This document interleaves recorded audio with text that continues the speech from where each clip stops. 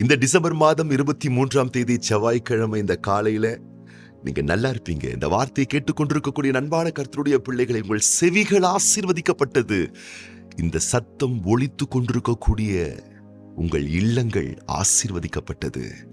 தேவனுடைய வார்த்தையால் நிரப்பப்பட்டிருக்கக்கூடிய உங்கள் வாழ்க்கை ஆசீர்வதிக்கப்பட்டது. நீங்க நல்லா இருப்பீங்க. நீங்க ரொம்ப ரொம்ப நல்லா இருப்பீங்க. கர்த்தர் உங்க கூடவே இருக்கார், உங்க வீட்டுல இருக்கிறார்.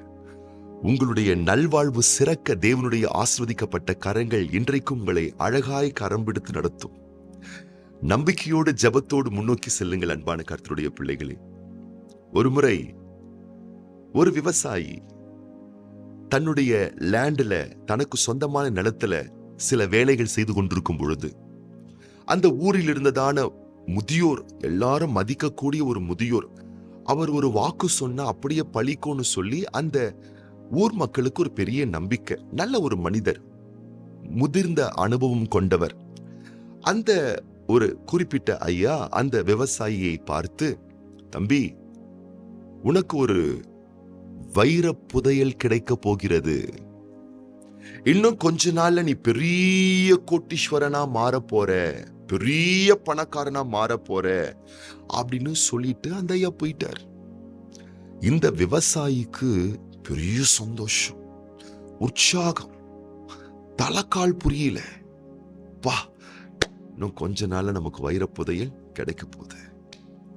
இன்னும் கொஞ்ச நாள்ல நம்ம பெரிய பணக்காரனா, பெரிய கோட்டீஸ்வரனா நம்ம மாற போறோம் பா அப்படின்னு சொல்லிட்டு என்ன பண்ணலாம் அப்படின்னு யோசிச்சு கடைசியா ஒரு தீர்மானத்துக்கு வராரு. தன்னுடைய லேண்ட, தனக்கு சொந்தமான வீட்டை எல்லாத்தையும் விற்பனை செய்து விட்டு அதிலிருந்த தொகையை எடுத்துக்கொண்டு ஊர் ஊராக செல்லுகிறார், கிராமம் கிராமமாக செல்லுகிறார், நாடு நாடாக செல்லுகிறார். எங்க வைரப்புதையல் கிடைக்கும், எங்க எனக்கு வைரப்புதையல் கிடைக்கும்னு தேடுறாரு. நாடு நாடா, ஊர் ஊரா, கிராமம் கிராமமா, பகுதி பகுதியா, வட்டார வட்டாரமா தேடுறாரு மனுஷன். வருஷம்தான் போச்சு, நாட்கள் தான் போச்சு, காலங்கள் தான் போச்சு. வைரமும் கிடைக்கல, ஒரு சல்லி காசும் அவருக்கு கிடைக்கல. ரொம்ப சலிப்போடு, ரொம்ப வயசாயிடுச்சு அவருக்கும், பல வருஷமா தேடிக்கிட்டு இருக்காரு பாருங்க, ஒண்ணுமே கிடைக்கல. ரொம்ப சலிப்போடு, ரொம்ப விரக்தியோடு, பா என்னையா இது, நல்லாதான் நம்ம பாட்டுக்கிட்டு நம்ம ஊர்ல கடந்தோம், நமக்கு ஒரு வைர புதையல் கிடைக்க போகுதுன்னு சொன்னாங்க, கோட்டீஸ்வரன் ஆக போறோம்னு சொன்னாங்க, பணக்காரன் ஆக போறோம்னு சொன்னாங்க, அதுக்கு என்னென்னலாம் செய்யணுமோ எல்லாத்தையும் செஞ்சு பார்த்தோம், ஒன்னும் பேரலையேன்னு சொல்லி சலிப்பு அடைந்து விரக்தியோடு, சரி நம்ம சொந்த இடத்துக்கு போயிடலாம் அப்படின்னு சொல்லிட்டு, நம்ம சொந்த இடம் எப்படி இருக்கு போய் பார்க்கலாம் அப்படின்னு சொல்லிட்டு சொந்த இடத்துக்கு போறாரு. அங்க போனா இவர் தனக்கு சொந்தமான லேண்ட, வீட்டை, இடத்த விற்பனை பண்ணாரு பார்த்தீங்களா, அதை ஒருத்தன் வாங்கினான் பார்த்தீங்களா, அவன் அந்த இடத்துல பெரிய கோட்டீஸ்வரனா, பெரிய பணக்காரனா, பிரம்மாண்டமான சொகுசு வாழ்க்கை அவன் வாழ்ந்துகிட்டு இருக்கான். அடேங்க அப்பா, இன்னும் அற்புதமா அந்த மனுஷன் வாழ்றான்யா நம்ம இடத்துல அப்படின்னு சொல்லிட்டு அந்த குறிப்பிட்ட இவர்கிட்ட இருந்து அந்த லேண்டை வாங்கினார்ல, அந்த ஓனரை போய் பார்த்து பேசி கொஞ்ச நாள் அங்க இருக்கும் போதுதான் ஒரு விஷயத்தை அவர் புரிஞ்சுக்கிட்டாரு.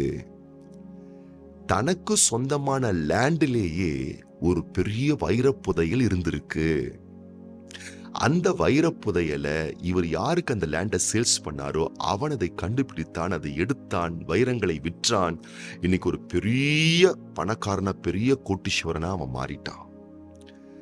அதுக்கப்புறம் தான் நம்ம விவசாயி இருக்கார் இல்லையா, நெஞ்சிலேயே அடிச்சுக்கிட்டு, ஐயோ என் லேண்ட்லயே வைரம் இருந்திருக்கு, என்கிட்டயே வைரம் இருந்திருக்கு, என் கையிலேயே வைரம் இருந்திருக்கு, என் கூடவே வைரம் இருந்திருக்கு, அது எனக்கு தெரியாம போச்சு.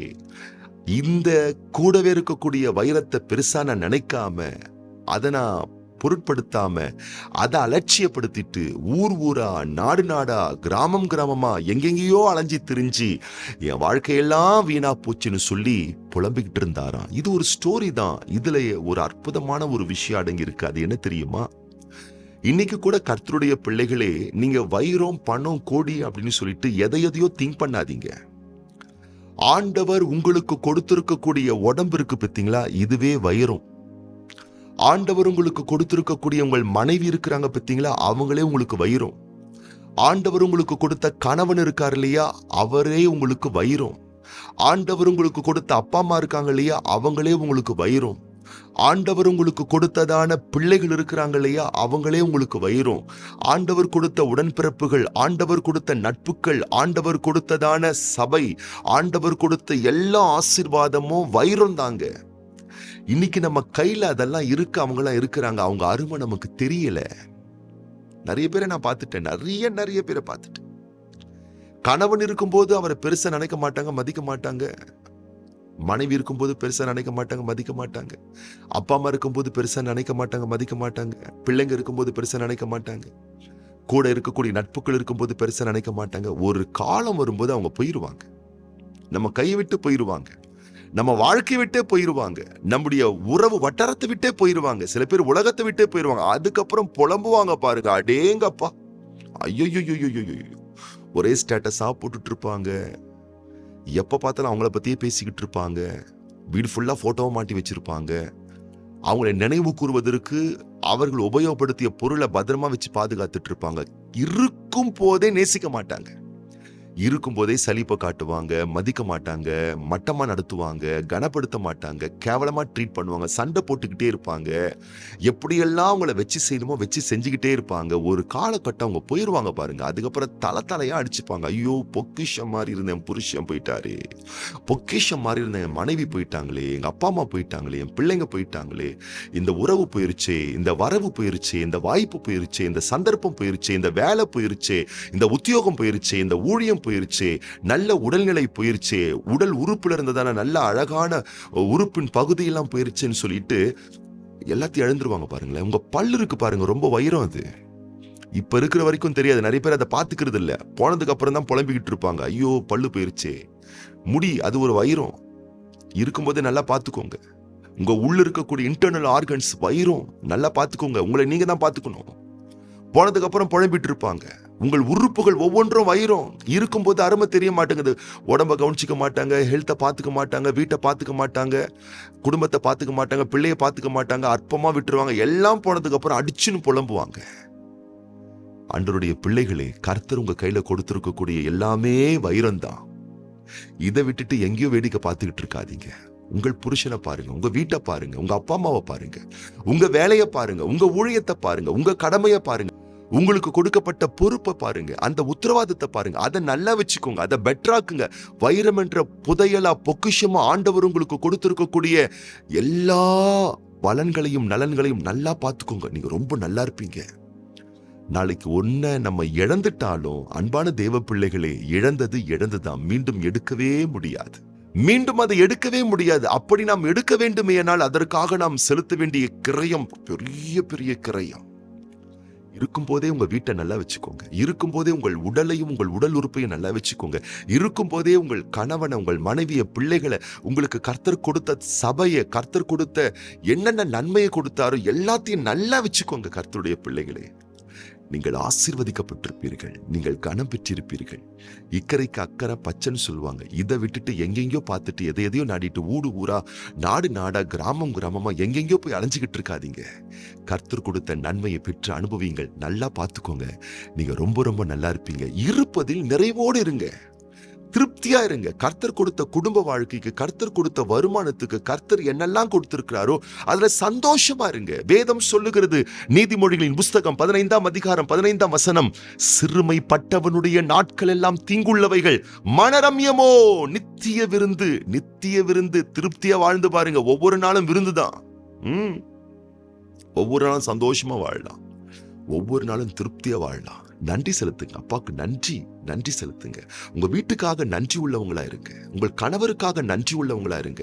உங்க மனைவிக்காக நன்றி உள்ளவங்களா இருங்க. கர்த்தர் கொடுத்த பிள்ளைகளுக்காக, கர்த்தர் கொடுத்த அப்பா அம்மாவுக்காக, கர்த்தர் கொடுத்த உங்க நல்ல சரீரத்திற்காக, கர்த்தர் கொடுத்த ஆன்மாவுக்காக, கர்த்தர் தந்த ரட்சிப்புக்காக, நீங்கள் அனுபவிப்பதற்கு ஆண்டவர் கொடுத்த சகல வசதிகளுக்காக, ஆண்டவர் உங்களுக்கு கொடுத்த பலன் ஜீவனுக்காக, ஊழியத்துக்காக, சபைக்காக எதெல்லாம் கொடுத்திருக்காரோ அதற்கு நன்றி செலுத்துங்க. நன்றி உள்ளவங்களா இருங்க. இருக்கும் போதே நேசிங்க, இருக்கும் போதே மதியுங்க, இருக்கும் போது திருப்தியா வாழுங்க. இருப்பதை விட்டு நாம் புலம்ப வேண்டாம். வைராக்கியமா புதையலா பொக்கிஷமா பார்த்துக்கோங்க. நான் சொல்றேன், இருக்கக்கூடிய உறவுகள் இன்னும் உங்களுக்கு ஆசீர்வாதத்தை தரும், மேன்மையை தரும், உயர்வை தரும். அப்புறம் என்ன, இன்னைக்கும் என்னைக்கும் எப்பவும் நீங்க நல்லா இருப்பீங்க, நல்லா இருப்பீங்க, ரொம்ப ரொம்ப நல்லா இருப்பீங்க. இன்றைக்கும் நம்முடைய திருச்சபையிலே விசேஷமான ஆண்டு இறுதி உபவாச கூடி வரவுகள் உண்டு. ஊக்கமா பங்கு கொள்ளுங்க, ஆசீர்வதிக்கப்படுவீர்கள். இன்னைக்கும் பிறந்த நாள் காணக்கூடிய brother Vimal, brother G Manoj, brother James, sister A Tamilselvi மற்றும் அன்பு மகள் கே பிரிசில்லா மெர்சி, அதுபோலவே திருமண நாள் இன்னைக்கு காணக்கூடிய அன்பு சகோதரர் ஜேம்ஸ், சிஸ்டர் தீபிகா தம்பதியார், brother S Raja, sister R Uma Maheswari தம்பதியார், இவங்கெல்லாம் இன்னைக்கு பிறந்த நாட்கள், திருமண ஆண்டுகள் காண போறாங்க. இவங்களுக்காக நம்ம ஜெபம் பண்ண போறோம். உங்களுக்காக நான் விசேஷமா ஜெபம் பண்ண போறேன். கண்களை மூடி நம்ம ஜெபம் பண்ணலாமா? பரலோக தகப்பனே, இந்த டிசம்பர் மாதம் 23ஆம் தேதி இந்த செவ்வாய்க்கிழமை இந்த காலையிலே இந்த வார்த்தை கேட்டுக்கொண்டிருக்கக்கூடிய ஒவ்வொரு பிள்ளைகளையும் வலக்கரம் நீட்டி தொட்டு ஆசீர்வதிப்பீராக. நீர் எவைகளையெல்லாம் உடைய பிள்ளைகளுக்கு கொடுத்திருக்கிறீரோ அவைகளெல்லாம் ஒரு புதையல், வைரங்கள், பொக்கிஷங்கள் என்பதை உடைய பிள்ளைகள் உணர்ந்து கொள்ளும்படி செய்வீராக. உன்னத தேவனுடைய வல்ல நேச சிநேக பிரிய நாமத்தினாலே உடைய பிள்ளைகள் ஒவ்வொருவரும் வாழ்ந்திருப்பார்களாக, ஆசீர்வதிக்கப்படுவார்களாக. தேவனுடைய நாமத்தினாலும் வார்த்தையினாலும் வலக்கரம் நீட்டி ஒவ்வொரு பிள்ளைகளை தொட்டு நிறுத்தாமே ஆசீர்வதிப்பீராக. மனரம்யமோ நித்திய விருந்து திருப்தியா இருக்கட்டாப்பா.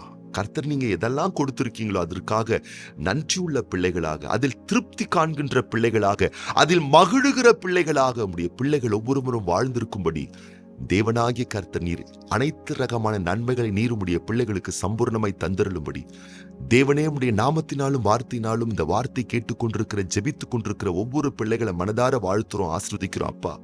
இன்னைக்கும் பிறந்தநாள் காண்கின்ற, திருமண ஆண்டுகள் காண்கின்ற ஒவ்வொரு பிள்ளைகளையும் வலக்கரம் நீட்டி தொட்டு நிறுத்தாமே ஆசீர்வதிப்பீராக. பரலோக தேவனுடைய பாசக்கரங்கள் புதிய புதிய ஆண்டுகளை காண்கின்ற பிள்ளைகள் மேல் புதிய புதிய ஆசீர்வாதங்களை வருஷிக்க செய்து வாழ்நாளெல்லாம் உடைய பிள்ளைகள் களி கூர்ந்து மகிழ்ந்திருக்கும்படிக்கு இந்த காலையிலே புதிய கிருபைகள் உதயமாகட்டும். ஒவ்வொரு பிள்ளைகளை வர்த்திக்க பண்ணும், வாழ்ந்திருக்க செய்யும். ஆசீர்வதிக்கிறோம், ஒப்புக் கொடுக்கிறோம். ஆண்டவர் இயேசு கிறிஸ்துவின் ஆசீர்வதிக்கப்பட்ட நாமத்தினாலே மனதார வாழ்த்தி ஜெபிக்கிறோம் எங்கள் நல்ல பிதாவே. ஆமேன், ஆமேன், ஆமேன். நீங்க ரொம்ப ரொம்ப நல்லா இருப்பீங்க.